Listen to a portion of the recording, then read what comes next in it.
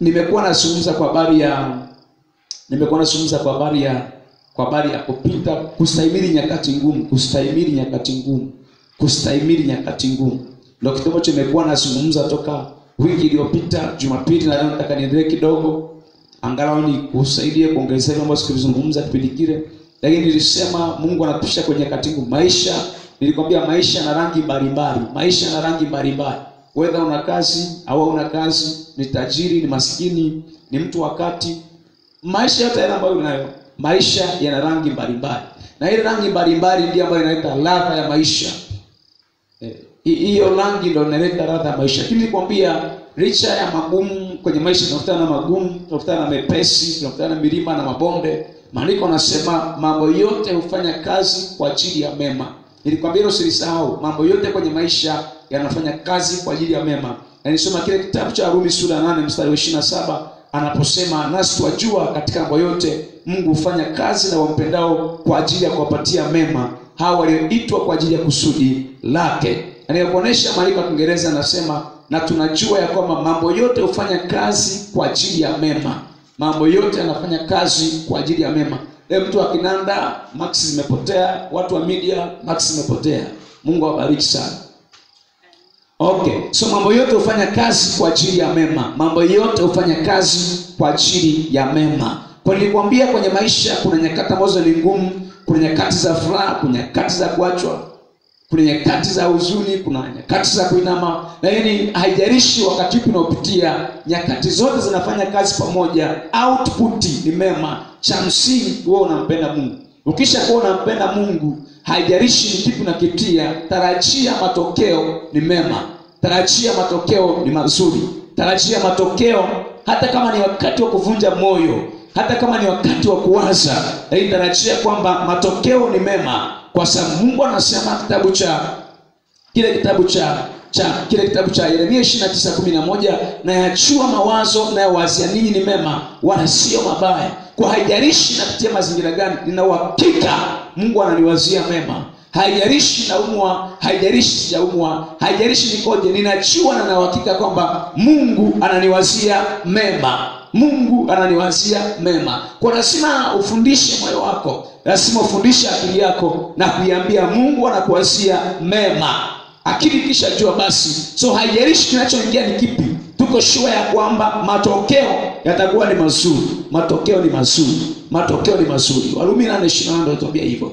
Na hili maandiko yanatuambia Isaya 50:5 mstari wa 5 anaposema, mawazo yangu sio mawazo yenu na njia zangu sio njia zenu. Mungu anasema mawazo yangu sio mawazo yenu na njia zangu sio njia zenu. Kama vile mbingu ilivyo juu sana ya nchi, kadhalika njia zangu ziko juu sana ya njia zenu, na mawazo yangu yako juu sana ya mawazo yenu. Kwa mawazo ya Mungu si mawazo yetu. Mawazo ya Mungu ni tofauti na mawazo ya wanadamu. Mtu mmoja akasema ni Isaya 55:8, maana mawazo yangu si mawazo yenu, wala njia zangu si njia zangu, wala njia zenu si njia zangu, asema Bwana. 9, kwa maana kama vile mbingu zilivyo juu sana kuliko nchi, kadhalika njia zangu zi juu sana kuliko njia zenu, na mawazo yangu kuliko mawazo yenu. Unaona? Kwa hiyo mawazo ya Mungu na mipango ya Mungu iko juu sana.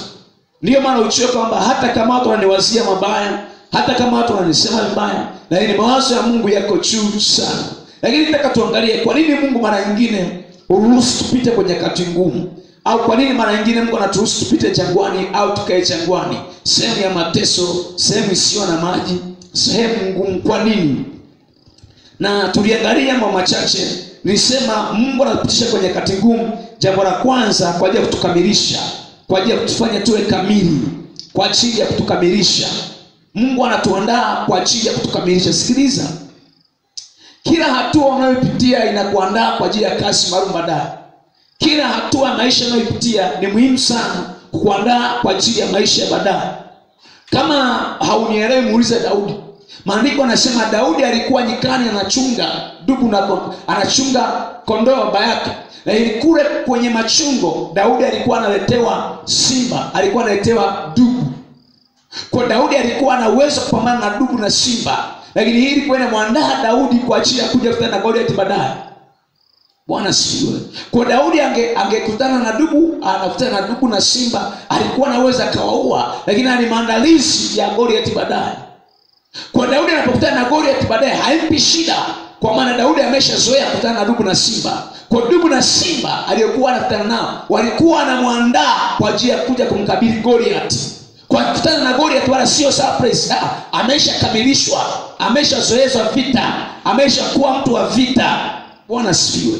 Kwa maana nyingine Mungu anatupitisha kwenye kukutana na dubu na kukutana na simba, sio kwamba watu wataki, ni kwa ajili ya kutuandaa. Anajua mbele kuna Goliath, akufanye uwe kamili, ujiandae. Jamani, amina. Kwa ndio maana Daudi hakuwa na excuse ya kuwa dubu na simba. Mungu anajua kabisa na kuletea dubu na simba na kuandalia ushuhuda. Iko siku moja akija Goliath, ukikutana, ukikumbuka ulivyoua dubu na simba, itakuwa ni faraja tosha ya wewe kukutana na dubu, ya kukutana na Goliath. Na hiyo bado haitoshi. Maandiko yanasema ili Daudi awe mfalme kuna Goliath, lazima muwe Goliath. Kwa kuna wakati mwingine Mungu atamleta Goliath mbele yako ili kusudi kisha muwa Goliath, ndipo unapata kibali cha kuwa mfalme. Haijalishi unapaka mafuta, haijalishi una huduma, haijalishi una wito. Kuna viwango vingine hautaenda. Wewe ni Daudi sawa. Yes, wewe ni Daudi sawa. Samuel amekuja, amepaka mafuta kuwa mfalme. Haui mfalme. Daudi alipaka mafuta hakuwa mfalme. Kuna jaribio moja ilibidi alishinde. Baada ya hapo ndipo limwandae kuwa mfalme. Bwana sifiwe. Wewe kasema niko vizuri. Daudi alipaka mafuta mara 3. Mara ya kwanza mpaka mafuta na Samuel kwa ajili ya kuwa mfalme wa Israeli. Sauli amekataliwa tayari, lakini Daudi baada ya kupaka mafuta hakuwa mfalme. Soma alikuwa vizuri. Alipaka mafuta akaendelea kuchunga kondoo. Kwa unaweza kuwa anointed kweli kabisa, lakini kwa na viwango vingine unahitaji kukutana na Goliath tumshinde. Bwana sifiwe. Kwa Mungu anapomleta Goliath mbele yako sio kwa ajili ya kukomoa, analeta Goliath kusudi Goliath awe ni ngazi ya kupanda kwenda sehemu nyingine. Matatizo mengine ni ngazi za kutusaidia kupeleka viwango vingine. Akina Goliath wengine wakija wanakuja kutusaidia kututambulisha. Hakuna mtu alimjua Daudi. Waliomwona amemuua Goliath, kila mtu anashangaa. Daudi anapata kibali. Daudi anaimbiwa nyimbo. Imeanzaje? Kwa sababu kuna Goliath amekuja mbele yake. Daudi akamua Goliath. Baada ya kumua Goliath, Daudi akapata kibali kwa Israeli. Daudi ndipo anafikiriwa kuwa mfalme. Lakini Daudi alishapakwa mafuta ya kutosha. Inaonekana umeitwa, hautaingia kwenye huo wito la utumishi huu. Kuna test lazima ushinde. Jamani, amini. Kuna majaribio lazima uyashinde. Ni kwani umeitwa, lakini haimaanishi utaanza huduma hapo hapo. Kuna mitihani lazima ushinde. Musa alipoitwa kuingia kwenye huduma, hakuingia kwenye huduma hapo hapo. Tena mbaya zaidi, ameitwa lakini alijipeleka mapema. Na alipojipeleka mapema Musa ilikuwa ni shida kwake. Ilibidi aende kwa Yethro kwanza, ashinde jangwani, ashinde machungani, alishe kwanza miaka 40 atumikie. Nipo aje kurudi tena kufanya ukombozi. Mungu amtokee. Okay. So ninazungumza kwamba mara nyingine Mungu anatuletea majaribu, anatuletea nyakati ngumu kwa ajili ya kutukamilisha, kutuandaa kwa ajili ya assignment nyingine baadaye, kuwa mtu kamili. Mtu mmoja anasema mgomba hauchongi kinyago. Wewe kama bado ni mgomba hauwezi ukachonga kitu. Bwana sifiwe. Kwa ajili ya kutukamilisha. Hiyo umefikiri namna wanavyofinyanga, wanavyotengeneza wafinyezo wanaofanya kazi. Utasoma Yeremia 18 uone. Yeremia 18 anazungumza kwa habari ya mfinyanzi. Ukiweza kujifunza kwa habari ya mfinyanzi na namna wanaofanyaga ufinyanzi wanayofinyanga. Mimi kwetu nimekuta kwa watu bado wanafinyanga viungo, nimekuta bado watu wanapika kwenye viungo, achana sufuria. Labda wewe kama ni afisaziki utakuwa umeona sufuria za mzungu. Sisi tumekuta bado kuna viungo. Na wale wazee nakwambia chakula kilichopikwa kwenye chungu ni kitabu kuliko cha kwenye sufuria kawaida. Sasa chungu kinatengenezwaje? Maandiko anasema Yeremia 18 anasema sisi mikononi mwa Mungu ni kama chungu mikononi mwa mfinyanzi. Kwa Mungu anatufinyanga. Sasa angalia mchakato mzima wanapotengeneza chungu. Jamani, Bwana asifiwe. Angalia wanapotengeneza chungu. Ule udongo wa mfinyanzi ukishapatikana kwanza lazima upondwe ulainike. Kwa cha kwanza ni kupona udongo ulainike. Baada ya hapo udongo utapondwa. Ukishapondwa udongo kalainika, kinachofuatia mfinyanzi atakuja ataweka maji, atatengeneza kile chungu. Baada ya kutengeneza kile chungu lazima kipite kwenye moto. Chungu ambacho hakijapita kwenye moto akipiki. Akisoni ugali. Bwana asifiwe. Unaelewa tunasema? Na kuambia Mungu anamanyia kucha kwenye jambo na wakati ngumu kwa ajili ya kukamilisha. Chumba ambacho hakijapita kwenye moto hakisongi ugali.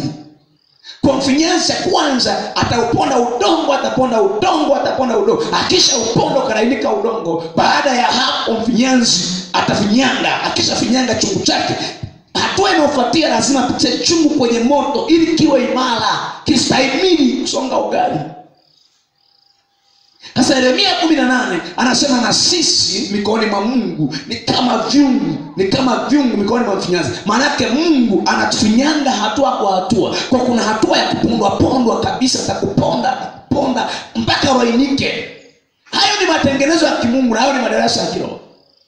Kama ulikuwa na kiburi, nani atakuponda kwanza kisha kiburi kinaisha. Kama ulikuwa na majivuno, atakisha na kuponda, majivuno yanaisha. Kama ulikuwa na hasira, atakisha na kamata, hasira inaisha. Kuna watu wana hasira, kumkashia anakashika mpaka analia. Unaona watu wenye hasira. Nilikuwa naongea na mtu mmoja kwenye darasa la matengenezo hili. Kuna watu wana hasira za haraka. Ukiwa na hasira za haraka unajua unahitaji msaada wa Mungu. Na watu wengi wanajipima, wameoka lakini hawajajipima na hasira za haraka. Maandiko yanasema hivi, usifanye haraka kasirika, maana hasira ukai fuani mwa wapumbavu. Kuone bado kama bado una hasira za haraka, ukipata kidogo unakasirika na bimbo na ingana na chura anataka kumeza nyoka. Sio na mbele sio kama mbele chura msiki. Ujue bado kuna sehemu. Na hapa ndipo watu wengi wamekwama kwenye swala la hasira. Na watu wengi hawajui kama hasira ni tatizo la shida kubwa sana. Sikiliza niwaambie, kuna watu wanapata hasara kwa sababu ya hasira. Na kama hauwezi kushughulika na hasira ambayo inakamata, unashindwa kujizuia, unashindwa kufikana nayo hasara. Hiyo hasira, yaani una hasara kubwa sana kwa maisha. Na watu wengi wanajua kabisa. Kuna roho nyingi hazina amani kwa sababu ya hasira. Hasira ya haraka. Hicho ndio mtu anakasirika. Maandiko yanasema usifanye haraka kukasirika, maana hasira hukaa vifuani mwa watu wapumbavu. Ukiwa unafanya haraka kukasirika, tokeza kidogo unakasirika na hasira haikati siku mbili. Ujue kuna tatizo, unahitaji msaada wa Mungu. Na ujue ni ushi wa moyo, unahitaji sasa kudili nayo. Hiyo haihitaji kuombewa na mchungaji. Inabidi ujue hili ni lango la dhaifu, ukae chini upambane nayo. Hiyo ni issue ya moyo. Kwa kama ni issue ya moyo wako, lazima ujue udhaifu wako. Uweze kaa chini na kudili na issue ya moyo wako hiyo. Na mimi nimeona hapa alikuwa na hasira za haraka, lakini walipojua ni maeneo ya udhaifu, wakaa chini, Mungu akawasaidia. Maana maandiko yanasema ukasirika sio dhambi. Nasema ukasirika lakini usifanye dhambi. Lakini condition ni kwamba jua lisizame kabla uchungu hujatoka. Kwa jua likizama kesho yake hilo tatizo. Hasa na hakika kama Mungu anayopeleka sehemu nyingine, lazima atahakisha sana kuponda kwanza. Nimekuambia mfinyanzi wanaponda. Atafinyanga hiyo hasira, ataitoa ya haraka. Atafinyanga. Kuna watu wengine wanapenda sifa, kuwa acknowledge. Watu wenzangu wa Bukoba huko wanasifa jamani. Wanapenda sifa, wanapenda acknowledgement, wanapenda appreciation. Maandiko yanasema sawa, mwenye anastahili sifa apende sifa sawa. Yaani kuna ile kupenda sifa, ukifanya jambo mtu aje acknowledge, kuna vitu Mungu atakuwa anaviua taratibu. Kuna virus ndani Mungu atakuwa anaziua ndani ya moyo. Kama ni kiburi atakuwa anaua na shusha. Kama ni majivuno atakuwa anashusha. Bwana siye. Yaani hapo Mungu anaponda kama mfinyanzi anaponda udongo unainike kwanza. Sasa jamani. Kuna mambo mengine lazima ujue what is your area of weakness. Na hapo kwenye hasira ya haraka kuna tatizo. Kuna mtu ameokoka vyote, yaani ameokoka kila kitu lakini hajai kuokoka hasira. Anakuambia ukinikasirisha utaniona kwenye rangi yangu halisi. Bwana sifiwe. Anakuambia ukiingia kwenye tunalani zangu utaniona kwenye rangi yangu halisi. Kwa kuna watu wana rangi mbili kama kinyonga. Kuna rangi ya kujia kanisani, kuna rangi ya ibada. Kuna rangi ya kumsalimia mchungaji, kuna rangi ya kuabudia, kuna rangi ya nyumbani, kwenye familia, kuna rangi ya kwenye ofisi. Watu tumekuwa na rangi nyingi. Na mmoja alisema ukinikasirisha utaniona, you are going to see my true color. So you might be here lakini we have never seen your true color. Na useme hauna hasira kama hujakasirishwa. Unaweza kusema kwamba sina hasira kama ukikasirishwa. Sifika mata na ila tunazungumza. Bwana asifiwe. So kitu tunasema ni kwamba kama vile mfinyanza na ufinyanga chungu, kadhalika na Mungu atakufinyanga mdogo mdogo. Mtu anapauka na akiwa na makunyanzi mengi, anakuwa na issues nyingi za moyo. Lakini hizi zinatengenezwa, ni mchakato kutengenezwa. Kwa Mungu na yeye mara nyingine anakupitisha kwenye mazingira kama hiyo. Ni kama vile mfinyanga kuwa anafinyanga, anaponda udongo. Akiwa anaponda udongo na Mungu naye anakuwa anaponda kimoja kimoja. Sema amina kama unaelewa. Kwa mfinyanga kishachukua udongo, natumia mfano nyepesi tu angalau nielewe sasa. Hiyo si Yeremia 18. Can read it. Yeremia 18:1. Na kuendelea. Sisi mikononi mwa Mungu ni kama chungu mikononi mwa mfinyanzi. Sasa Mungu anafanyaje? Mungu kama yeye ni mfinyanzi na sisi udongo, sisi tunafanyaje? Sisi tunafinyangwa. Yeremia 18:1. Neno hili ndilo lilomchia Yeremia kutoka kwa Bwana kusema, ondoka ukashuke mpaka nyumba ya mfinyanzi na huko nitakusikizisha maneno yangu. Basi nikashuka mpaka nyumba ya mfinyanzi, na tazama alikuwa akifinyanga kazi yake kwa magurudumu, na chombo kile alichokuwa akifinyanga kilipoharibika mkononi mwake, yule mfinyanga akifinyanga alikifanyiza tena kuwa chombo kingine kama alivyoona kwa vema kukifanya. Ndipo Bwana alikanijia kusema, Bwana, nyumba ya Israeli, je, siwezi mimi kuwatendea ninyi vile kama mfinyanzi huyu alivyotenda? Asema Bwana, angalieni kama udongo ulivyo kwenye mkono wa mfinyanzi, ndivyo mlivyo ninyi katika mkono wangu, nyumba ya Israeli. Mstari wa 6 anasema, angalieni kama udongo ulivyo katika mkono wa mfinyanzi, ndivyo mlivyo nanyi katika mkono wangu, nyumba ya Israeli. Nataka nikuoneshe mara nyingine haipi Mungu hasara kupitia unayopitia. Nilikwambia juzi. Kwa nini? Maandiko yanasema chungu kile chombo cha mfinyanzi kilipoharibika, kile chombo mfinyanzi alikifinyanga tena kama alivyotaka yeye. Jamani, amina. Chombo baada ya kuharibika, mfinyanzi alikifinyanga tena, lakini sio kama kile cha mwanzo, kama alivyotaka yeye. Kwa Mungu ana uhuru wa kutengeneza na kupa assignment kama anavyotaka yeye. Lakini nitaka mstari wa 6 anasema, kama udongo ulivyo mikononi mwa mfinyanzi, ndivyo mlivyo mikononi mwangu. Kwa Mungu anaenda kadiri na wewe kama mfinyanzi anavyodili na udongo. Lakini lengo hakikisha na kamilisha.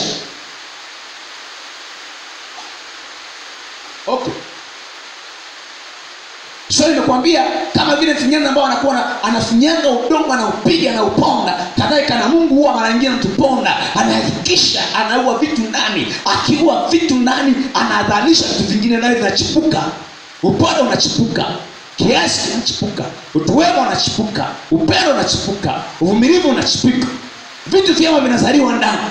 Lakini ili visaliwe, kuna vingine lazima viue, na ili vingine viue lazima ulipe gharama. There must be a price to pay. Kwa Mungu anapitia kwenye mazingira magumu kama hayo ili akamilishe. Lakini maandiko anasema kama udongo ulivyo mikononi mwa mfinyanzi, ndivyo na wewe ulivyo kwenye mikono ya Mungu. Nimekuambia chungu kisha tengenezwa lazima kipitishwe kwenye moto. Kwa kuna mazingira chungu kinapitishwa kwenye moto ili kigumu kistahimili kazi ambayo kimetengenezwa kwayo. Nimekuambia chungu ambacho kimetengenezwa sawa vizuri namna gani, kama akijapita kwenye moto, ukiweka maji hawezi kusonga ugali, kitapasuka. Kwa chungu kinapita kwenye moto ili kusudi kiweze kustahimili assignment ambayo kimeumbiwa kufanya. Kwa kadhalika nawe kuna wakati ambao Mungu atakutisha kwenye moto kama chungu, ili uwe na uwezo wa kustahimili kuatendi au kufanya ile shughuli ambayo Mungu alikuita kuifanya. Ndio essence ya moto, ndio kazi ya moto. Kukuchengea capacity, kukuchengea uwezo wa kuweza kustahimili assignment ambayo Mungu amekutia ufanye. Chungu kisopita kwenye moto sio chungu imara. Chungu kisopita kwenye moto hakiwezi songa ugali, hautaiva ugali. So ili chungu kiweze kuperform jukumu yake, lazima kipite kwenye moto. That's the essence. Tunaamini kwa imani kwa ajili ya kamilishwa, kukufanya Mungu we kamili. Umeitwa ili ukamilishwe na Mungu. Alright. Kwani unadhani tai anafundishwaje kupaa? Wataalamu wanasema tai akisha totoa vile vifaranga vyake vinakaa kwenye kiota, akienda kuota mbawa, kitu tai anafanya, anaweka kifaranga juu ya mgongo, anapanda juu sana. Juu sana sana. Baada ya kufika kule, tai anaacha kifaranga. Bwana asifiwe. Kirevu ambacho chenyewe kinahangaika huko anga lenyewe la mbali. Tai hapiti hapa juu hii, wanapita kunguru na ndege wengine wadogo wadogo shamba. Kwa vifaranga wa tai ni kweli anajifunza, akianguka mara moja tai akiona anguka, tai anamuda kwanza anamkamatia. Anapandisha tena nacho. Yule kifaranga kiachiliwa mara 2 mara 3. Kifaranga wa tai baada ya hapo anapaa mwenyewe. Alright? Ngoja nihame niende sehemu nyingine. Hapa nilisema sana. Namba 2 nilikwambia ni kukufanya usijitumainie mwenyewe. Wakorintho wa 2:1-8 mpaka 10. Kukufanya usijitumainie mwenyewe. Kill your confidence. Wakorintho wa 2:1-8 mpaka 10. Kuna wakati mwingine Mungu anakucha kwenye mazingira magumu kwa ajili ya kuua kiburi ndani. Kuua kujiamini kwako na kujitegemea kwako. To kill your confidence.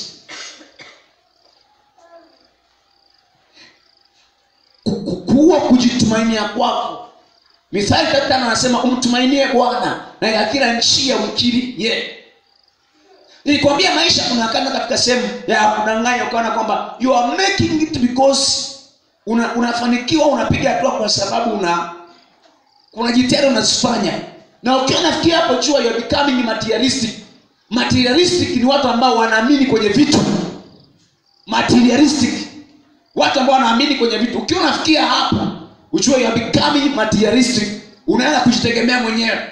Lakini Mungu anakupitia kwenye mazingira, kwenye moto kusudi auwe kiburi ndani na auwe kujitegemea. Kusudi uwe na uwezo wa knowledge kwamba hata sasa Bwana amenisaidia. Samueli wa kwanza ngapi? Anasema hata sasa Bwana amenisaidia. Kila hatua ambayo unaipiga ujue hata sasa Bwana amenisaidia. Na hapo ndipo utaona hata aliyeshindwa ameweka jitihada. Watu wengine akishafanikiwa nafikiri kila aliyefeli ni mzembe. Sio hivyo. Sio kila aliyefeli ni mzembe. Ni kwa sababu kufanya kazi kwa bidii peke yake hatuhakikishi mafanikio. Working hard alone does not guarantee success. Kwa kisema tunaona kwamba hata sasa Bwana amenisaidia, hautaweza kumdharau hata yule ambaye unaona ni kama amefeli. Kwa sababu wengine wanaweka jitihada na wafanikiwa kuliko hata jitihada ulizonazo. Lakini Mungu kuna mahali anapitisha mpaka ufike sehemu tuseme hata sasa Bwana amenisaidia. Hata sasa Bwana amenisaidia. Ebenezer. Bwana asifiwe. Samueli wa kwanza sura 7:12 ndipo Samueli akatoa jiwe lile na kulisimamisha. Samueli wa kwanza 7:12 ndipo Samueli akatoa jiwe na kulisimamisha kati ya Mispa na Shem. Akalita jina lake Ebenezer. Lile jiwe Ebenezer. Akisema hata sasa Bwana ametusaidia. Kwa una mazingira ambayo utafika Mungu atakubana kwenye corridor. Utafika sehemu ya kujua hata sasa Bwana amenisaidia. Kama niliweza kupiga hatua moja, nimeipiga kwa msaada wa Mungu. Kama niliweza kuimba, nimeimba kwa msaada wa Mungu. Kama niliweza kucheka, ni kwa sababu Mungu alinisaidia. Kama niliweza kuhubiri, kwa sababu Mungu alinisaidia. Kama niliweza kuoa, kufunga ndoa, ni kwa sababu Mungu alinisaidia. Kama nimeweza kaa kwenye ndoa yangu miaka hiyo, ni kwa sababu Mungu amenisaidia. Samuel akasema hata sasa Bwana ametusaidia. In fact, Ebeneza sio jina la Mungu. Unajua jamani? Ebeneza is not the name of God. Ebeneza ni jina la mahali, sehemu. Na pia Ebeneza hapo utaona ni jiwe. Alright? So hakuna mahali Biblia inamtaja moja kwa moja Mungu kama Ebeneza. Hapa find it au utapaona. Hakuna sehemu moja kwa moja maandiko yanamtaja Mungu kama Ebeneza. Isipokuwa hapa sasa Bwana ametusaidia. Sasa hili jiwe siitwa Ebeneza na Mungu naye ni jiwe. Bwana asifiwe. Kwani Yesu sio jiwe? Yesu ni jiwe. Kwa Yesu kama ni jiwe basi Yesu ni Ebeneza. Kwa sababu hili jiwe linaitwa Ebeneza. Bwana asifiwe. Bwana asifiwe. Kwa Mungu anakuwa ni Ebeneza sio moja kwa moja, ni kwa sababu Mungu ni jiwe na jiwe linaitwa. Maana nasema yeye ni jiwe. Ikikuamkia linakusaga tingi. Okay. So sometimes mnapisha kwenye katikati mpaka ufike sehemu, yani uone uwezo wako hauna chochote, ufike sehemu ya acknowledge. Anataka kuwa confidence, usijitumainie. Na kama unajua Mungu anakataa watu kujitumainia, kasome maandiko uone. Nyakati wa kwanza 21:1, maandiko yanasema shetani akasema, Nyakati wa kwanza 21:1, shetani akasema akamshawishi Daudi ahesabu watu. Daudi aliposhawishiwa kuhesabu watu. Kwa nini Daudi alihesabu watu? Daudi alikuwa anahesabu watu ajue wingi wa majeshi na majemadari alionao. Aone kwa namna gani Daudi anaweza kumdu vita. Kwa shetani akamshawishi akahesabu watu, akahesabu majemadari wa vita, akahesabu mashujaa alionao. Kusudi ajue ni uwezo gani wa kivita nao. Aanze kutumainia jeshi lake. Akasahau ya kwamba mara zote ameshinda vita, amekuwa ni Mungu anamshindia. Kwa kataka amisha tumaini, ajitumainie mwenyewe na majeshi yake. Alipohesabu watu ndipo hasira Mungu ikawaka juu yake. Daudi anarudisha tumaini kwenye maisha yake na kwenye majeshi yake. Bwana asifiwe. Kwa mapigo aliinuka juu ya Israeli kwa sababu Daudi alikuwa anarudisha tumaini juu ya nafsi yake na majeshi yake na uwezo wake. Ndipo Mungu akamkasirikia kaza kumwadhibu. So nia kuhesabu watu na majeshi ilikuwa ni kuona ana jeshi kiasi gani na ana nguvu kiasi gani ya kuweza kupambana vita. Akasahau ya kwamba vita vyote amepigana Daudi apiganiwa na Mungu. Bwana asifiwe. Time is not in our best right. Sasa niende tu. So make sure confidence, usiweke tumaini lako kwa mtu na usiweke tumaini lako kwa nguvu zako. Hakikisha Mungu kwanza. Acknowledge Mungu kwanza. Hata sasa Bwana amenisaidia. Hata sasa wewe umenisaidia. Na watu wakitaka kuua, watakuonesha ni kama zipi kinachotokea, ni kama ni kwa sababu ya jitihada zako. Na wewe utaona ni kama mimi, you are going to grab zile sifa na utukufu. Hao watu wanakuwa. Haina maana wasikupongeze. Wakupongeza ukikaa mwenyewe chua, hata kama wananipongeza. Sifa, utukufu, heshima, adhabu na enzi kwa ajili ya Mungu. Then you will be safe. Tofauti na hapo utakufa mapema. Bwana asifiwe jamani. Nafikiri wanielewa tunazungumza. Yeremia 17:5, maandiko yanasema amelaniwa mtu yule amtegemee mwanadamu na kumfanya kuwa kinga maisha yake. Aina hii ya utegemezi anayosema Yeremia hamaanishi mama anahitaji chakula na mtegemea mama kwa ajili ya chakula na mtegemea Mungu kwa ajili ya kulipa kodi ya nyumba. Anamaanisha to put the whole confidence in a person. Bila yeye siwezi kuishi. Yeremia 17:5. Kwa kisha mfanya mtu tumaini lako, huyo mtu umemtoa sadaka. Ujue Mungu atamuondoa huyo mtu eti. Yaani unataka kusaidia mtu atamuondoa huyo. Lakini aina hii ya utegemezi hamaanishi namtegemea nunulie uniform ya shule mtoto. Anamaanisha total confidence kwenye mtu. Kama without this person I cannot live. Bwana asifiwe. Hapo mtu anaacha anamwambia yani umeniacha. Bila wewe siwezi kuishi kabisa yani. Yaani wewe. Bila ndio ukaishi. Huyo mtu ni huyo. Isee, bila pesa ndio ni upofu. Tena maingine baba hata miwani ambao kabisa yani haoni popote. Yaani bila Yesu kuishi kabisa yani. Yaani nitakufa kabisa, yani nitakufa kabisa. Nakwambia haufi. Hakuna bwana anayekufa kwa staili hiyo. Bwana sio. Hakuna bwana anayekufa. Your confidence should be in God. Amelaniwa amtegemee mwanadamu na kumfanya kuwa kinga maisha yake.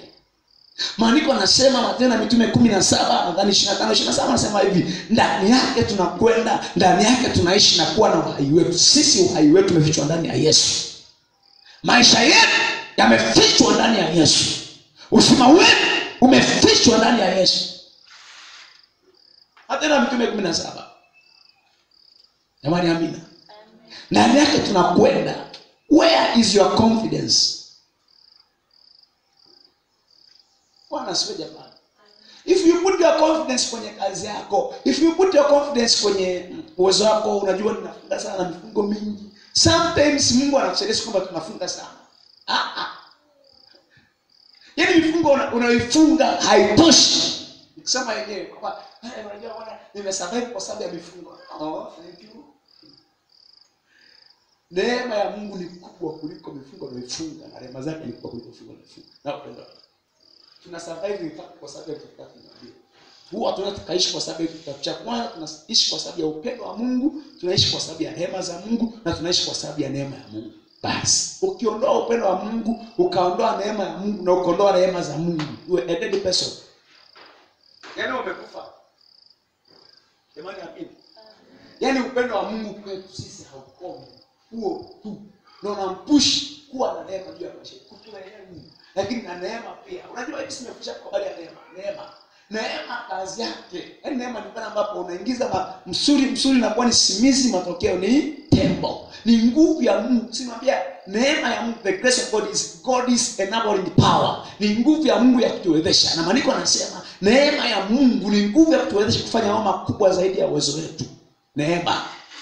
Efeso 3:20.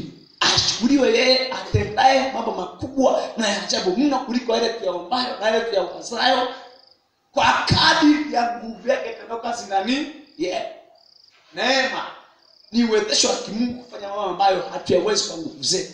So neema ikija sio tu upendeleo, neema pia ni nguvu ya kutusaidia kufanya mambo ambayo ni makubwa hatuyawezi. God is enabling power. Let me rush. Okay. Hivi nilikwambia kitu kingine nini?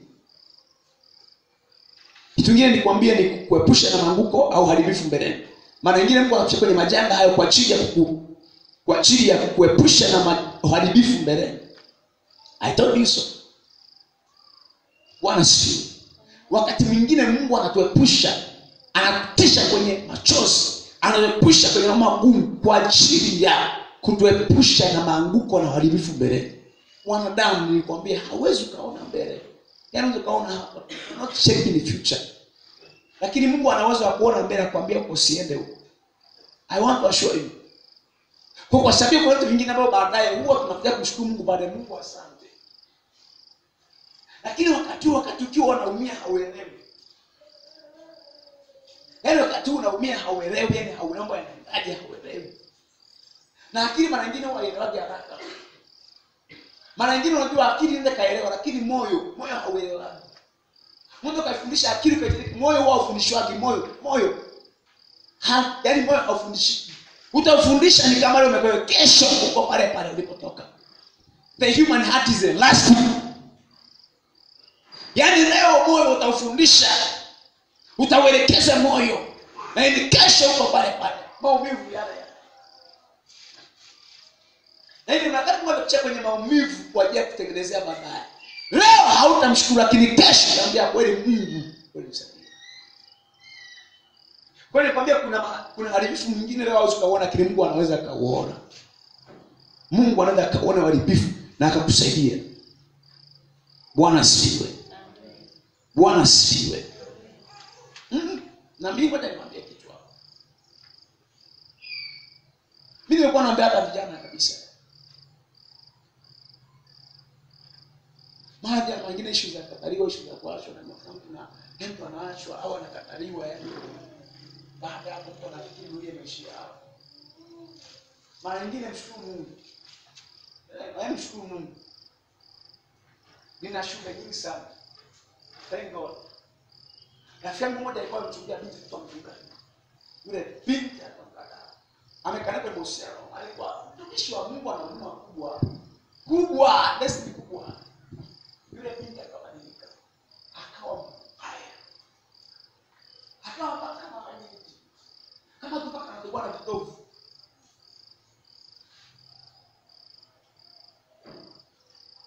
Mtumishi anafuatilia kabisa, haelewi, kamblock,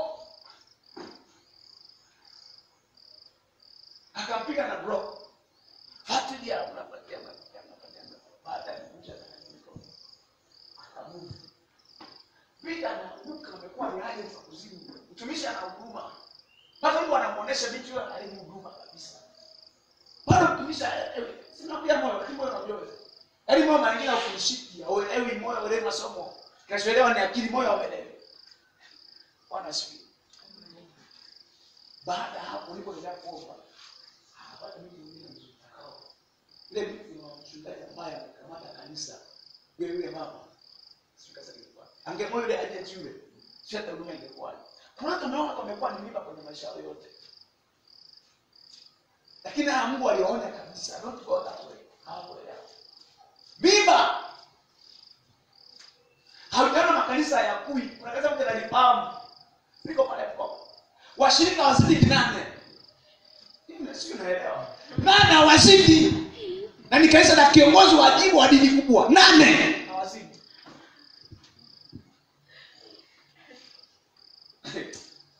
Yaani wakija mchungaji anawafukuza kwanza, yaani ugomvi na kila mshirika. Kwa hata wale wana ambao wamejitoa wanasema ni sisi mpaka Yesu aje tukute hapa tutoke hapa. Kama vita ni vita hapa tu. 8 mchungaji wa miaka. Na usema hajaitwa, yule mchungaji alikuwa ni askari Dar es Salaam. Kaacha uchungaji. Kaacha waskari. Sasa mtu hajaitwa mpaka anaacha na kaza, hajaitwa mtu kweli. Hata kama ana mashaka naye. Kaacha mpaka waskari. Kaenda kufanya kazi, huduma, kaanza huduma ya kwanza. Mimi askofu wangu akiwa alikuwa ni mshirika wake. Huwa ananiambia anasema tunaabudu pale, lakini mchungaji alikuwa anatufanya hapana. Sasa hivi askofu wameenda kanisa limekuwa ni gumu. Washirika wamekimbia. Kanisa akamwachia kijana wake, sasa ni kanisa kubwa sana. Akamwachia kijana wake. Akahama kule kijini karibu, kahamia kwa mjini, akaenda kwenye mji sasa. 8 10 hawazidi hapo. Nyie mjana kwa korofi eti. Yaani wakorofi washirika waje wa mchungaji anafukuza washirika. Taki kabisa.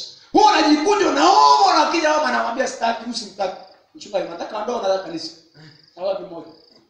Ndoa, umshika simtaki kanisa. Anaondoka. Utafanyiwa ndimbili mpaka utaondoka mwenyewe. Bwana asifiwe. Sifika kama unaelewa kitu tunazungumza. So kuna maisha mengine ambayo kuna zingine Mungu akikuepusha, mshukuru Mungu. Na ingawa Mungu anakupenda atahakikisha na kuzuia usiende huko. Atasema na wewe kwa mdoto, atasema na wewe. Shukuru Mungu. Lakini wakati ukiwa kwenye maumivu hautaelewa. Ile maumivu yakisha tulia wakati ukajipata. Ukishajipata sasa akili karudi yenyewe sasa. Wewe ni Mungu tu Adonai. Bwana asifiwe. Bwana asifiwe. Amen. Mani Bwana asifiwe.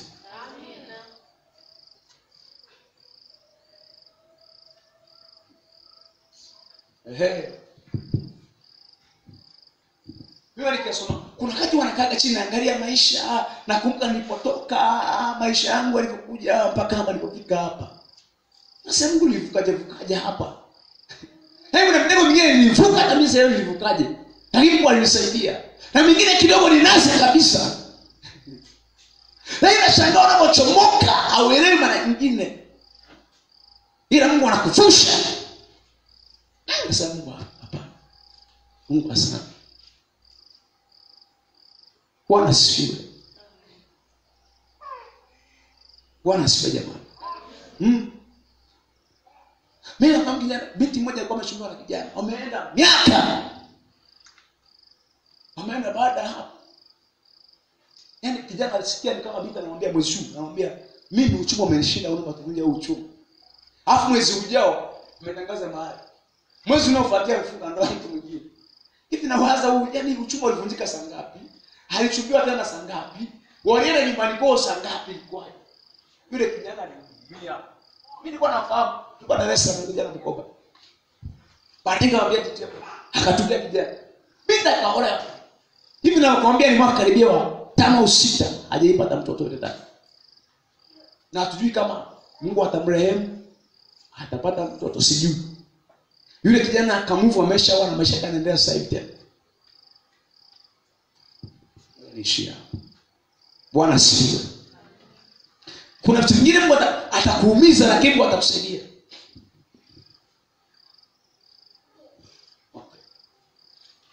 Yaani kuna wakati ambao Mungu anahakikisha na kutosha. Hivi nafikiri ilikuwa rahisi na Yesu kuja kupita msalabani.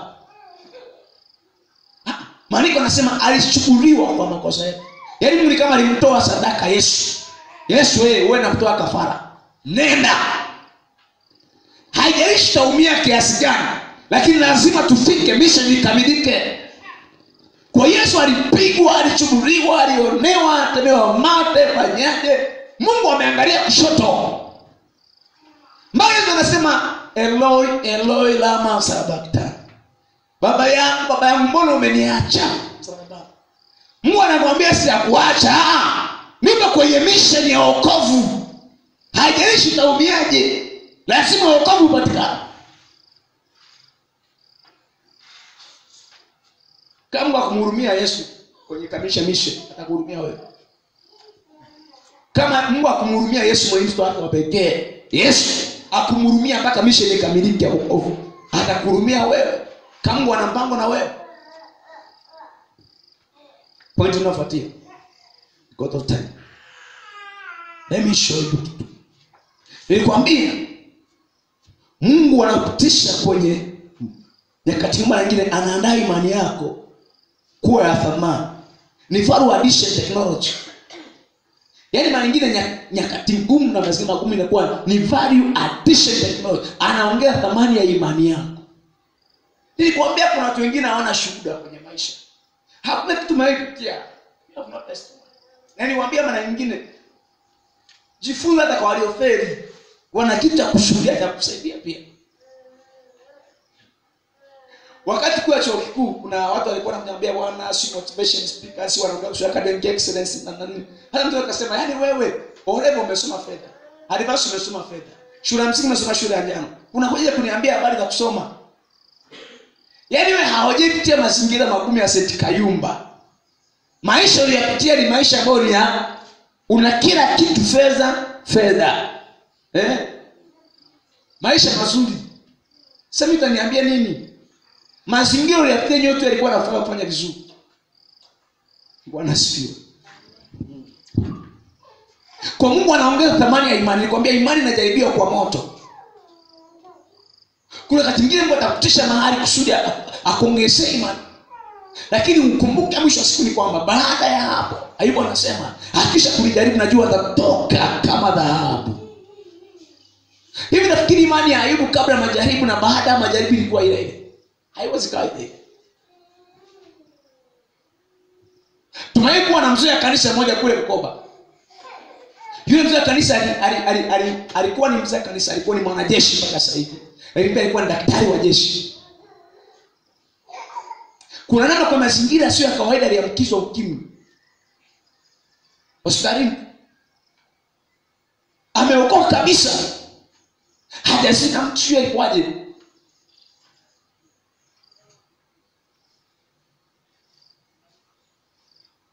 Dosi alikuwa ni mzee kanisa, sasa hivi ameshafungua kanisa tayari. Ni mtu yupo kabisa. Alafu baadaye akaomba mpaka Mungu akamponya ile ukimwi. Sasa mtu ambaye ameugua ukimwi mwenyewe binafsi akaomba mpaka Mungu akamponya ile ukimwi.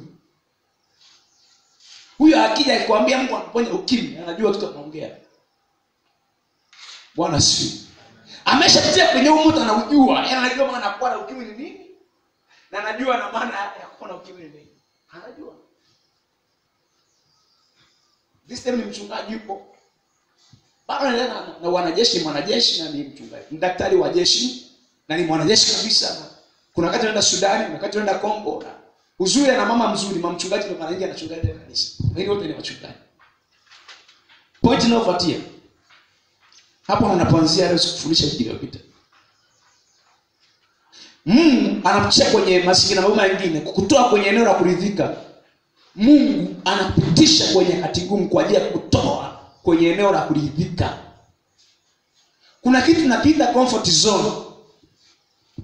So kuna wakati Mungu akikuchungulia naona huko kwenye comfort zone, eneo la kuridhika. Mungu kitu anachukia watu walioridhika. Kuridhika. Moja kitu Mungu anachukia watu ambao tayari wameshiba. Mungu hafanyi kazi na watu walioshiba wenye vitabu. Anafanya kazi na watu wenye njaa. Heri wenye njaa na kiu ya haki, maana watashibishwa.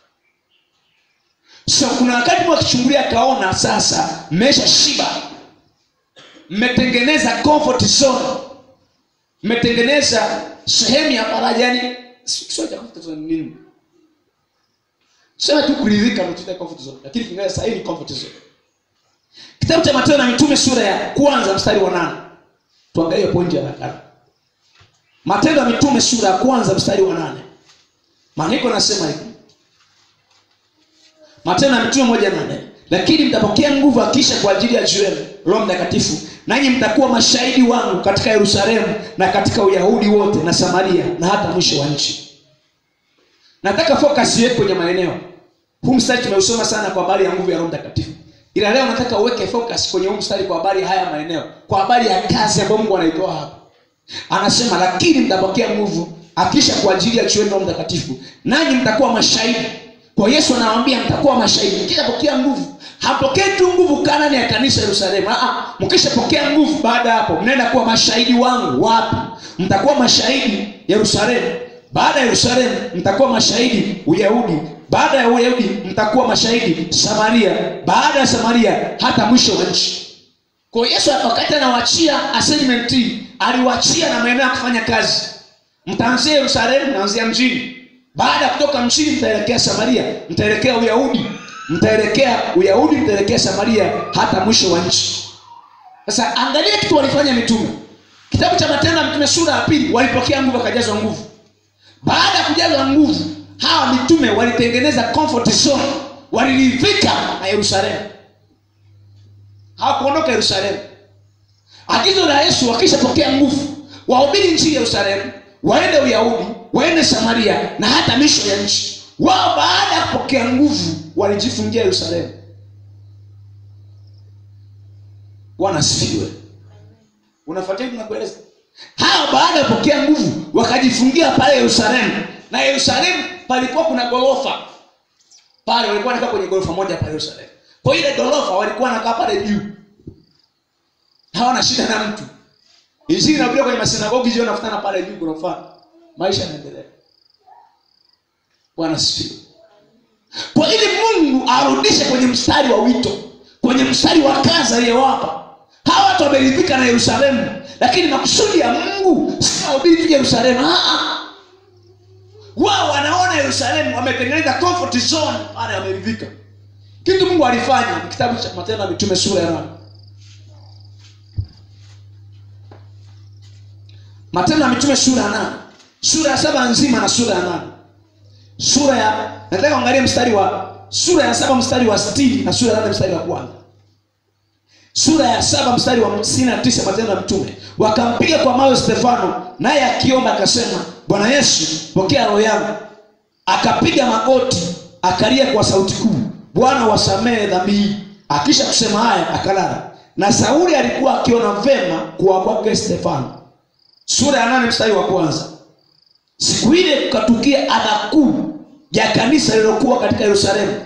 Wote wakatawanyika katika nchi ya Uyahudi na Samaria isipokuwa hao mitume. Watu wataua wakamzika Stefano, wakamfanyia maombolezo makuu. Sauli akaliharibu kanisa, akaingia kila nyumba na kuwavuta wanaume na wanawake na kuwatupa.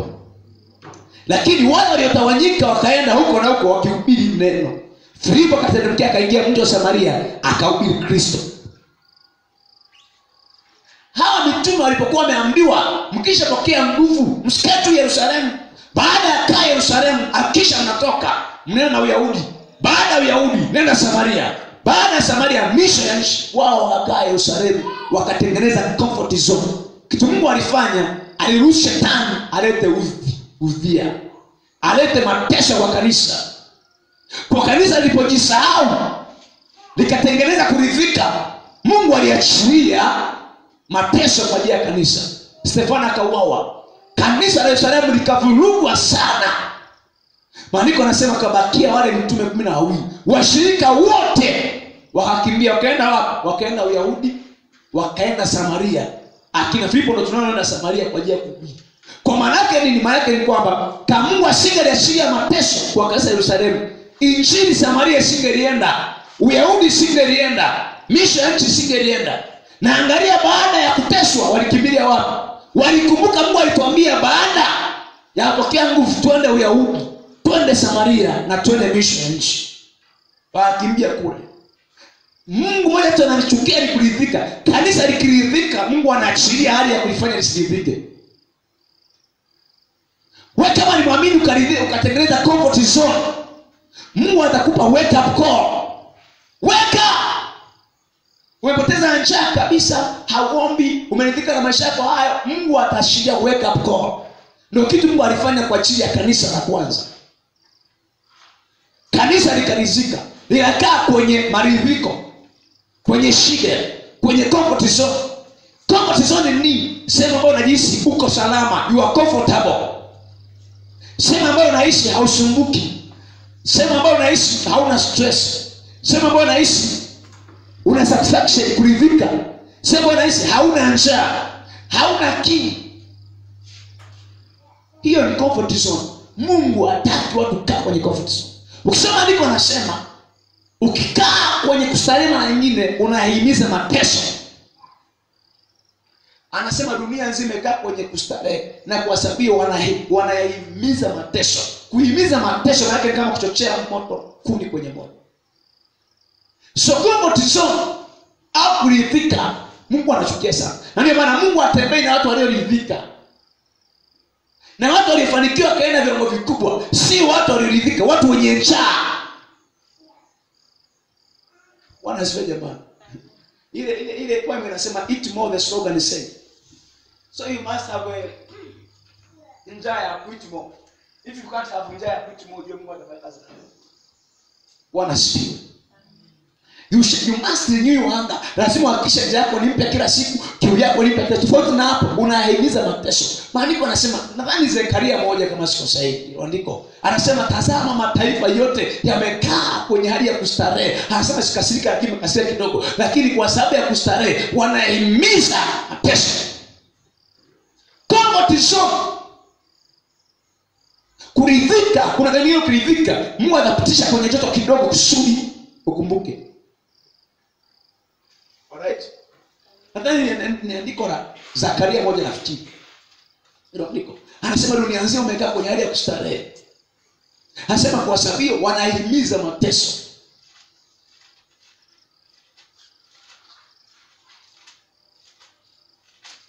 Comfort zone. Comfort zone. Hauwezi kutumia. Ukiwa kwenye comfort zone hauwezi kufikiri. Mtu aliyeridhika hafikiri. Mtu aliyeridhika habuni. Mtu aliyeridhika hajiongezi. Mtu aliyeridhika hajisumbui. Huyo ameridhika. That is comfort zone. So huwa kuna zone tatu wanaambia. Kuna the first one inatoka ni comfort zone. Baada ya comfort inakuja ni zone of productivity. Baada hapo kuna danger zone. Kwa Mungu unataka kutoka kwenye comfort zone akuingize kwenye zone ambayo kwenye nao ambayo unaweza kufikiri, unaweza kudharisha, unaweza kukaa ukiwa balanced in other. Ndio kitu Mungu anafanya. Kanisa liliposhindwa kutekeleza majukumu yake kaa kwenye comfort zone, Mungu alisukuma. Mara nyingine hii inatufundisha nini? Kuna watu ambao wana assignment za kimungu. Kama Mungu amekupa jukumu la kufanya assignment, haujaifanya assignment, wakati mwingine Mungu anakusukuma kwa moto. Kuna watu waliokimbia wito. Unakimbia wito. Ndio hii Matendo ya Mitume sura mstari wa kwanza. Usikimbie wito. Ukimbia wito unajichelewesha. Kuna tunajua miaka kama umejengeka kwenye wito, lakini kila unachofanya jedu. Ni mtu mmoja tu, babake na Dr. Egon Falk. Egon Falk sio kama mnafahamu. Egon Falk ni mwinjilisti ambaye amekuwa na ubiri Tanzania, ni mzungu lakini ubiri sana Tanzania. Anasema baba yake aliitwa. Baba yake alikuwa ni tajiri sana. Na Dr. Egon Falk. Egon amehubiri kwa Singida Tabora sana katika mahubiri sana. Alikuwa anashuhudia siku moja tukiwa Arusha kwenye mahafali ya show. Anasema baba yake alikuwa na fedha nyingi sana, alikuwa tajiri. Mungu akamuita. Akamwambia nakuita mzee Faruk, sasa nakuita kuone kutumikia. Mzee akamwambia hivi, unaniita mimi? Na yeye niliona baba siwezi kutumikia. Mimi na option B. Option ya kwanza tuingie kwenye biashara. Ili tumike vizuri ni filisi. Kama huwezi kunifilisi, naomba unipe mtoto atumike badala yangu. Bwana sifiwe. Kwa akaingia kwenye majadiliano na Mungu. Kwa Mungu hakumfilisi, lakini akampa mtoto, ndiye Dr. Egon Falk. Watu wengi wamekuwa hawapiga hatua kwa sababu akigusa hapa, akijaribu hapa, wamekimbia wito wengine. Amemsikia mchungaji Abiri mshona anashuhudia Mungu alimfikia kwa habari ya wito. Ukishaitwa itika tu mapema. Yaani ukiitwa takusikonyezwe, wengine walipozwa wakaitika. Akisha umeitwa. Ukishaitwa itika mapema. Usipoitika mapema, mark time. Utajaribu vyovyote vile hautatoka. Hakuna mtu aliwahi kimbia utakufanikiwa. Kuna mtu alikimbia wito akaenda kafungua biashara ukifungua hamna. Napigwa. Unakimbia biashara unaenda sasa nitajaribu naenda kulima mpunga. Umesikia mpunga unalipa sana kule Mbeya. Unaenda Mbeya huko unalima hamna. Bwana asifiwe. Jaribu na majaribu hamna. Mungu anakuambia wewe nimekuita, kaa, itika. Kwa maana nyingine Mungu anakutia kwenye kati ngumu ili kusudi anakupush kurudi kwenye assignment. Ndio kitu Mungu alifanya hapa. Kuwapusha watu waende Samaria, kuwapusha watu waende Uyahudi, kuwapusha watu waende mwisho wa nchi. Na kweli baada ya viki kuu Yerusalemu, walitawanyika wote wakaenda kuhubiri nchi. Comfort zone. Kuridhika hajaelewa. Wewe nikuonyeshe mstari mmoja. Nenda kwa sababu ya muda. Kitabu kile cha Mithali sura ya kwanza mstari wa 32. Mithali 1:32. Maandiko yanasema kuridhika ni ugonjwa mbaya mno. Kuridhika na kujisahau kashiba ni ugonjwa mbaya mno. Ndio maana lazima na kiu na njaa muda wote. Mithali 1:32. Maandiko yanasema hivyo. Maana kurudi nyuma kwa wajinga kutawaua na kufanikiwa kwa wapumbavu kutawaangamiza. Maana kurudi nyuma kwa wajinga kutawaua na kufanikiwa kwa wapumbavu kutawaangamiza. Mafanikio ya mpumbavu yanamuua. Sasa Kiingereza matone hivi tunaweza tumia neno prosperity. Hatumii mafanikio, tumia complacency. Complacency maana yake ni kuridhika. Na kuridhika kwa wapumbavu kutawaua. Sasa nyingine hatumii neno prosperity kwa maana mafanikio, tumia neno complacency kwa maana ya kuridhika. Kurudi nyuma kwa wajinga kutawaua na kufanikiwa, mafanikio ya mpumbavu yatamuua. Unajua kwa nini anaua? Akisha fanikiwa anashiba sana. Kufanikiwa kwake mpumbavu kutamuua. Kwa nini kutamuua? Anaridhika, complacency. Kwa sababu baada ya mafanikio, baada ya shida kinafuatia ni njaa. Ndio kichotokea Misri. Miaka 7 ya shida, miaka 7 ya njaa. Mpumbavu akifanikiwa, yaani kinachomuua sio maadui, kinachomuua ni mafanikio yake mwenyewe. Kwa mpumbavu akinunua gari, kinachomuua sio mabaki na gari, ni gari lenyewe linamuua. Mafanikio kwa mwenyewe. So huwa kuna kitu tunaita destination disease au destination syndrome, magonjwa ya hatima. destination disease au destination syndrome. Huwa kuna magonjwa mawili ya hatima. Haya lazima uyajue. When it comes kwenye hatima, huwa kuna magonjwa aina mbili. Destination syndrome au destination disease. Magonjwa ya hatima haya. Ugonjwa wa kwanza wa hatima huu unaitwa ni near success miss. Tunaita ni near success miss. Huu ni ugonjwa wa kwanza wa hatima. Near success miss. Yaani kukosa unapokaribia kupata. Na hapa ndipo watu wengi wamekamatwa. Yaani hivi nakaribia hivi. Naishia. Okay? Tunasema ni near success miss. Yaani unapokaribia unaishia. Siku tunasema ekupe ferama ta. Jamani amina. Ekoko ferama ta. Yaani kuku anakufa jioni. Yaani masaa ya jioni ya kuingia kwenye banda ndio anakufia. Near success miss. Unapokaribia na kamata mshangani naenda. Umefanya interview na kuambia atakupigia siku kuja kazini. Unashangaa na kuambia ukija kucheka na kuambia nilipata mtu mwingine bwana. Tendo maisha ipata na kuambia bwana, njoo tujaze mkataba wa tena. Ukija kujaza mkataba na kuambia bwana, tulipata mkandarasi mwingine bwana. Near success miss. Huu ni ugonjwa wa kwanza wa hatima. It may not be your fault. Ugonjwa wa pili wa hatima unaitwa complacency, kuridhika. Kuridhika. Kushiba. Mtu mwingine akishafika akaona kuna mafanikio kana ameyapata, anaishia hapo. Akinua baiskeli hawazi mambo ya pikipiki, anaishia hapo. Akinua pikipiki hawazi kwamba huko kuna gari, anaishia hapo. Bwana sio jamani. Kama maandiko yanasema hivi, nanyi mtakusudia jambo nalo utadhibitika kweli. Mungu mara nyingine anadhibitisha makusudio yetu. Sasa mtu aliyeshiba, aliridhika, hana matamanio mapya na hana makusudio mapya, kwa Mungu hana cha kudhihirisha na hana cha kudhibitisha. Maandiko yanasema kwenye Ayubu, nanyi mtakusudia jambo nalo utadhibitika kweli. Lazima uwe mtu wa mipango na makusudio na shauku na tamaa mpya. Umeridhika. Wewe umefika. Safari bado. Sio kama Elia.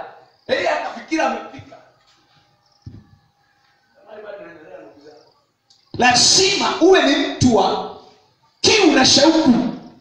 Mtu mwenye kiu atabuni, mtu mwenye kiu halali. Mtu mmoja anasema hivi. Ndoto sio kitu unachokiota ukiwa umelala usiku. Kinachokufanya usilale usingizi hicho ndo ndoto. Yaani ndoto sio kile unachokiota ukiwa umesinzia. Kile kitu kinachokusukuma mpaka usingizi unakosa, hiyo ndo ndoto sasa. Dream is not what you see when you are asleep. Dream is what makes you not to sleep. Kama una kitu kinakufanya usilale usingizi, hiyo ndo ndoto. Hata watu wengi wameridhika. Mungu atembee na walioridhika kabisa. Kwa sababu kila siku Mungu anatamani uende kumtafuta na kila siku uende, kila siku uende. Tukushuneza ananiambia ni mimi, huwa nikihubiri na sahau nimehubiri nini.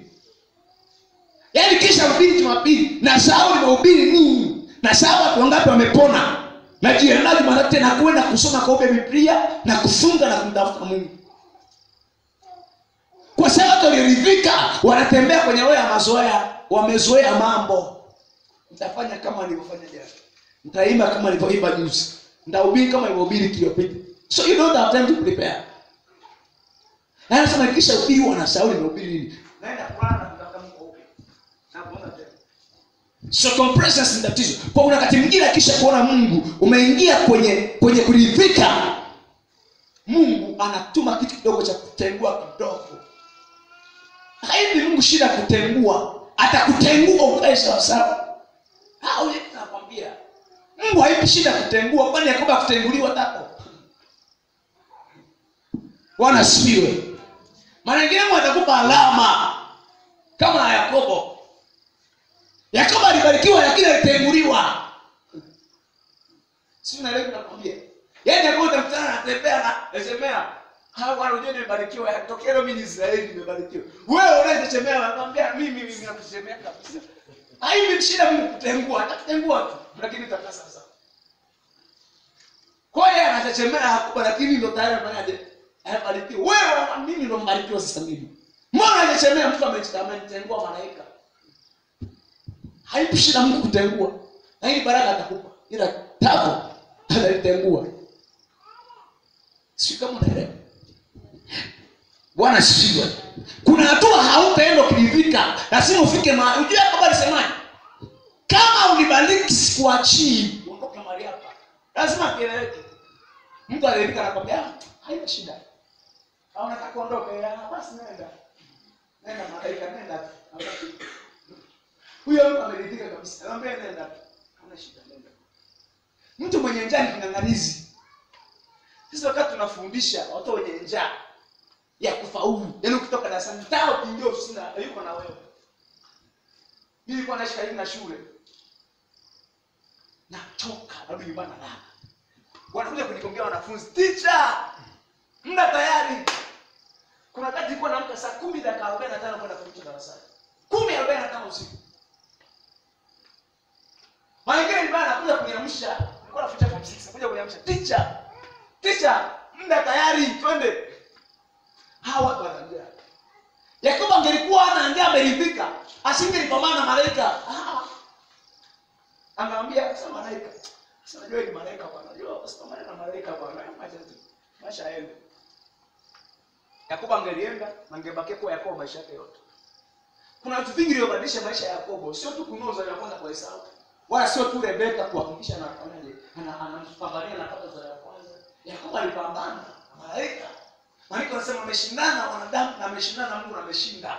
Yakobo ni mshindi, ameshindana na wanadamu na ameshindana na Mungu na ameshinda. Bwana asifiwe. Wale watu wabarikiwa, hajaridhika amepambana. Life is not easy for the either man. Maisha sio mepesi kwa watu wepesi. Life is not easy for the easy man. Life is not easy for the simple. Amina. Ndio kanuni ya maisha. Maisha sio mepesi kwa watu wepesi. Nasema kwa habari ya kuridhika.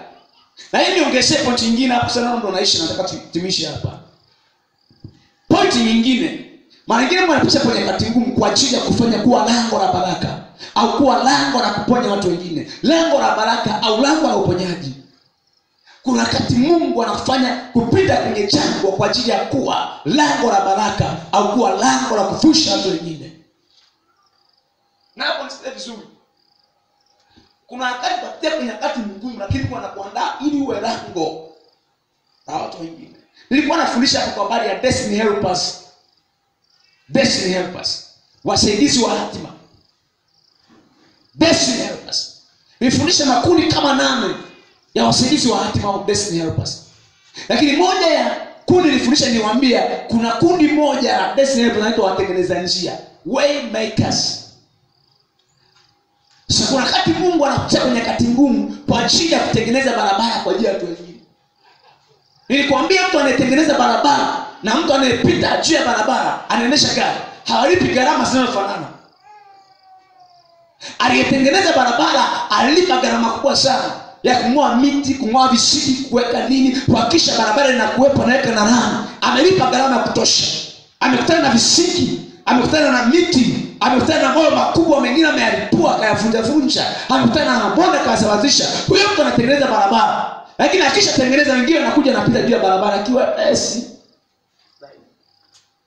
Ukisha jua Mungu anafanya mtangulizi usiwe una assignment ya kutia kwenye nyakati ngumu mara nyingine, lakini unapitia hizo kwa sababu wewe unatengeneza njia kwa ajili ya watu wengine. You are the way maker. Hii inafundisha katika kwenye cha destiny hapa. Mwani nisomee mstari mmoja uone, usome na mimi uone. Mwanzo 50:20, alafu naishia hapa.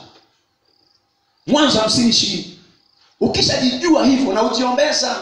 Na mkisha mjua mtu anamuombea sana kwa sababu maisha yake hayawezi kuwa rahisi. Hawa tunaitaka ni watengeneza njia kwa ajili ya watu. Hawa wanakuwa ni malango ya baraka na ni malango kuvusha watu wengine. Maisha yao hayawezi kuwa ni mepesi. Huyu mtu angalau kwa sababu yake kuna watu wanatabasamu, kwa sababu yake kuna watu ambao wanakula kwa sababu yake. Mwanzo sura 50 mstari wa 20 tulisoma. Maandiko yanasema ninyi kweli mlikusudia mabaya, bali Mungu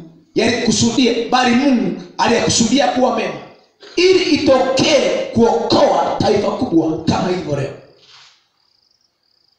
Kwa mapito makubwa ya Yusufu, kukuniwa mabaya, kuuzwa, kupewa gerezani, alikuwa Mungu anaandaa mlango wa wokovu wa taifa.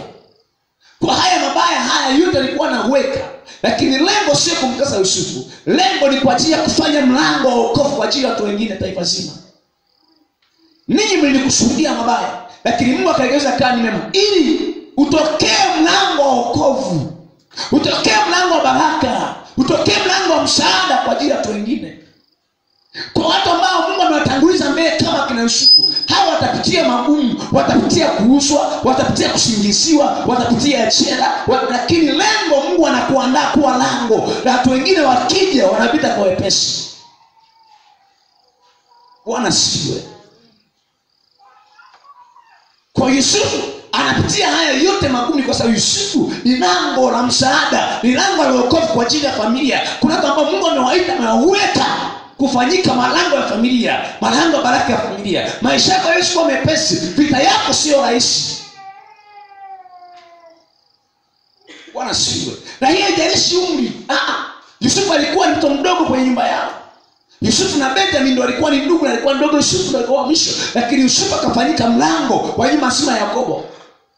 Gideon alikuwa ni wa mwisho kwenye nyumba yao, lakini Gideon ndiye anafanyika mlango kwa ajili ya watu wengine. Kwa hiyo haijalishi umri. Unaweza kuwa ni wa mwisho, lakini wewe ndiwe lango la baraka. Na ukishajua ni lango la baraka, jihadhari sana, chunga sana. Jua vitako sio rahisi, na jua barabara yako sio nyepesi. Haujanielewa? Watu wanaotengeneza njia ni watu wanaokaa jangwani. Maandiko yanasema kitabu cha Yohana, kitabu cha Mathayo sura 3. Nikuoneshe. Haya ni akina Yohana Mbatizaji. Haya ni akina Yohana Mbatizaji ambao kazi yao ni kaa jangwani. Mission ya Yohana ilikuwa ni kuandaa njia kwa ajili ya Yesu. Mtu anayeandaa njia hakai maisha ya kawaida, anakaa jangwani. Kitabu cha Yohana Mathayo sura 3. Mstari wa kwanza. Siku zile aliondokea Yohana Mbatizaji akihubiri katika nyika ya Uyahudi na kusema, tubuni kwa maana ufalme wa mbinguni umekaribia. Kwa sababu huyu ndiye aliyenena na nabii Isaya akisema, sauti ya mtu aliye nyikani, itengenezeni njia ya Bwana, yanyosheni mapito yake. Naye Yohana mwenyewe alikuwa na vazi lake la singa za ngamia na mshipi wa ngozi kiunoni mwake, na chakula chake kilikuwa ni nzige na asali ya mwitu. Angalia mstari wa 51. Angalia kitabu cha Luka sura ya 1. Haya ni maisha ya Yohana mtengeneza njia. Yohana sura ya 1 mstari wa 80. Yohana sura ya 1, Luka 1:80. Yule mtoto akakuwa, akaongezeka nguvu rohoni, akakaa majangwani hata siku ya kutokea kwake kwa Israeli. Maandiko yanasema yule mtoto akakuwa, akaongezeka nguvu rohoni, akakaa majangwani hata siku ya kutokea kwake kwa Israeli. Kwa Yohana maisha yake hayakuwa kwenye jamii. Maisha ya Yohana alikuwa ni maisha kama jangwani. Unajua jangwa wewe? Jangwa wanaishi ngamia ambaye anakunywa maji na kanali wiki nzima. Kwa Yohana maisha yake alikuwa ni ya jangwani. Lakini anakaa jangwani kwa nini? Anakusanya nguvu ya kutengeneza njia. Baadaye kutokea nyikani, alikaa jangwani mpaka siku ya kutokea kwake. Watu ambao ni destiny helper, kwa maana kutengeneza njia kwa watu wengine, hawa watu lazima wakae jangwani. Alikaa jangwani, baadaye hata alipotokea alikaa nyikani kwa nazurura. Mavazi yake ni singa za ngamia, amejifunga na mshipi. Chakula chake ni nzige na asali. Mpendwa, hivi unajua nzige? Kama serene tu na shingo zipo tamu, utakula nzige. Yaani wewe serene tu za Bukoba zinakushinda, utakula nzige. Msosi wake, yaani Yohana alikuwa hajui pilau, hajui wali, hajui ndizi, hajui chips yai. Mitume siku hizo anakula chips mayai. Mtume anasema nyie mitume akali yako na posta, nyie mitume wa wapi nyie? Bwana asifiwe. Hajui chips yai, hajui nini, mavazi yake ni singa na mshipi. Chakula chake alikuwa anakula nini? Hajui chips, anakula nzige na asali, wadudu na asali. Maisha yake hapo ni Yohana alimtengeneza njia. Kila mtu mwenye sifa kutengeneza njia lazima ujue utakaa jangwani. Jangwa maana yake ni sehemu isiyo tamanika. Jangwa maana yake ni sehemu iliyo kame. Jangwa maana yake ni sehemu ambayo ya kuumiza. Jangwa maana yake ni sehemu isiyo na mtu. Jangwa ni sehemu isiyo nzuri. Kama wewe ulimtengeneza njia, una mission ya Yohana, una huduma ya Yohana kutengeneza njia, unatamani kutengeneza njia, baada ya hapo anakuja Yesu anapita, Yohana anasema anatengeneza njia, sauti ya mtu aliye nyikani, tengenezeni njia kwa ajili ya Yesu anayekuja. Wewe hautakaa posta, hautakaa kwenye kiozi, maisha yako ni jangwani na nyikani. Bwana siwe. Kuna watu kwenye familia wengine mna assignment za kina Yohana, kutengeneza njia wengine wapite, kuandaa mazingira kwa ajili ya dogo zako, kuandaa mazingira kwa ajili ya ndugu zako. Wengine ndio kwanza umeinuka, wewe umeenda shule, nyuma nzima hakuna mtu ameenda shule. Bwana siwe. Kila mtu anategemea wewe. Wengine wewe ndio mwenye mshahara, wengine hamna kila kitu. Bwana siwe. Ndio umebeba hatima ya nyumba. Bwana siwe. Familia kwa kila kitu, yani wewe msaada, wewe ndio lango la familia. Ukishajijua na mtu namna ile, jua adui. Jua hata Mungu mwenyewe hata kuruhusu ukae maisha kawaida. Hata kupeleka jangwani, hata kupeleka nyikani. Kila mtu anatengeneza njia kwa ajili ya watu wengine, maisha yake hayawezi kuwa ya kawaida. Huyu atakuwa ni mtu akani kani, lazima ajaribiwe. Kwa kuna magumu mengi unafutana sio kwa sababu yako, ni kwa sababu wewe ni lango la watu wengine kupita. Kuna upinzani utafutana nao sio kwa sababu ni wewe. Ni kwa sababu ya watu walioko nyuma yako. Haujaelewa. Maandiko yanasema shetani akija kuleta vita kanisani, haanzi kondoo, anaanzia anayetengeneza njia kwa ajili ya kondoo. Anaanzia mchungaji, anasema nami nitapiga mchungaji na kondoo watawanyika. Kwa hiyo kama ni vita inakuja, wewe kama ni lango la familia kwa habari ya uchumi, kama ni lango la familia kwa habari ya elimu, vita ikija inaanzia kwenye lango. Kanuni ni kupiga mchungaji, kondoo wanatawanyika. Kwa hiyo utapitia kwenye jangwa. Na ndio maana kama mtu kwa nyumba yenu ndiye faraja ya familia, wewe tuomesa. Pray. Muombe sana. Atapitishwa kwa sababu ya nafasi. Kuna vita nyingine inakuja kwa sababu ya nafasi. Sema mimi. Bwana siwe. Utashangaa mali unabeba mzigo na shida kubeba. Kanisa libidi libeba, muombe Petro. Kwa sababu Petro maandiko anasema hivi. Yesu anasema Petro, shetani anataka mimi apeleke kama mbara. Lakini nimekuimarisha, nimekuombea wewe. Ukisha kuimarika, unaimarisha na wengine. Kwa Petro akisimama Petro, ndio maana Petro vitake sio nyepesi. Kwa nini? Abeba hata na watu wengine na kanisa. Anasema shetani amewatafuta apete kama ngara. Lakini nimekuombea Petro usimame. Ukisha imarika, uimarisha na wengine. Kwa Petro ni lango. Vita ikija inakuwa ni vita na lango. Hii ni vita na lango. Hii ni majangwa ambayo lazima ujue kama utapita kwenye jangwa. Yohana Mbatizaji lazima akae jangwani. Lazima akae nyikani. Matusa Yusufu yote alikuwa anamwandaa kwa sababu yeye anakuja kutengeneza mlango wa familia lazima kuoa. Kuna watu wamebeba hatima za familia, wamebeba hatima za ofisi, wamebeba hatima za kanisa. Nilikuwa naambia kanisani pia kwa sababu maandiko yanasema wana sifa ya kuwa nguzo. Hata kanisa kuna maandiko yanasema ni nguzo. Hata kanisa la kwanza ilikuwa watu wanaitwa nguzo. Petro alikuwa ni nguzo, Kefa, Yohana alikuwa ni nguzo na Yakobo. Kwa Yakobo na Petro na Yohana alikuwa ni nguzo. Kwa kisha kwa nguzo ya kanisa vile tayari kuna vitu vya kusaidia nguzo. Sema amina. Sema amina. Wewe mna mtu alikuwa anasaidia, anafanyaje, anasupport, anafanyaje, hata muombeaji. Ana vita sio ndogo. Utashangaa katika sehemu moja unadhafirika na acha. Hajaacha kwa sababu anapenda, mara nyingine vita imekuwa ni kubwa. Why? Ni kwa sababu yeye lango la baraka. Kila lango la baraka lazima itakuwa na vita. Kila mtu anayebeba matumaini ya watu nyuma lazima atakuwa na vita. Kila mtu anayetengeneza njia lazima maisha yake atakuwa ni maisha ya jangwani. Yusufu alipitia yote ni kwa sababu afanyike lango la baraka. Lango. Kwa hiyo kama ni lango, jua kuna Petro yuko tafadhali kwa sababu wewe ni lango. Kanuni tunapiga mchungaji, kondoo watawanyike. Kwa lazima Mungu pia mwenyewe kustahimilishe. Hata kama Mungu anakuandaa kuwa lango, kama Mungu anakuandaa kustahimili kwa watu wengine, lazima atakupitisha jangwani. Kwa sababu na hapo utalalamika, utashindwa kazi. Bwana hawa ametegemea hawa. Bwana amefanya pale. Watakusumbua mpaka mwenyewe utasema hapana, hapa nimeshindwa. Lakini kama unajua Mungu amemtanguliza mbele kusudi kupitia mimi utokee wokovu mkubwa wa taifa, nakwambia hautachoka. Utakuwa unapata stamina ya kusema. Utaomba hela, hautakata tamaa, hautachoka. Utaomba ushauri, hautachoka. Na ukiangalia umri ni mdogo bado, lakini hata kama ni mdogo, as long as wewe ni rango, Mungu anakutisha jangwani kwanza kidogo. Kama Yohana. Maana nasema mtoto akakua, akaongezeka nguvu, akakaa majangwani mpaka siku atokea kwa Israeli. Kwa Yohana Mbatizaji ili atengeneze njia ya Yesu, lazima akae majangwani. Lazima akae majangwani. Na nilikuwa nafundisha juu ya vita ya lango. Founders wa huduma, wauliza tu walioanzisha huduma na vitu, wanapitia vita kiasi gani? Nimekuambia mtu anatengeneza barabara na mtu anayetembea juu ya barabara, maisha yao hayafanani. Aliyetengeneza barabara amekutana na visiki, amekutana na nini, amepambana navyo vyote akang'oa, kaweka lami. Unakuja na gari tunaendesha juu ya lami na maisha yanaenda. Founders, waulize vita nao kutana nayo founders. Kuna gharama ya kulipa. Hiyo gharama ndio gharama ya kaa kwenye jangwa. Bwana siwe. Bwana siwe. Alikuwa anashuhudia mchungaji mmoja pale Morogoro Karifa. Anasema kuna wakati walikuwa mpaka wanakaanga sukari kwa ajili ya chai. Anasema watoto wake mpaka wakasahau kama huwa kuna chai ya maziwa. Siku moja akatengeneza chai ya maziwa, anasema baba na hii chai. Washa zoea chai ya kanga sukari hata na majani hamna.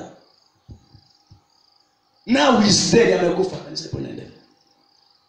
So kishajua wewe ni mtengeneza njia, jua kuna machango utapitia, kwenye nyakati ngumu utapitia, kila lazima ustahimili kwa sababu unajua mimi natengeneza njia, ni wajibu wangu kama jangwani mpaka siku ya kutokea kwangu. Hata nikitokea chakula changu sio chips, chakula changu ni nzige.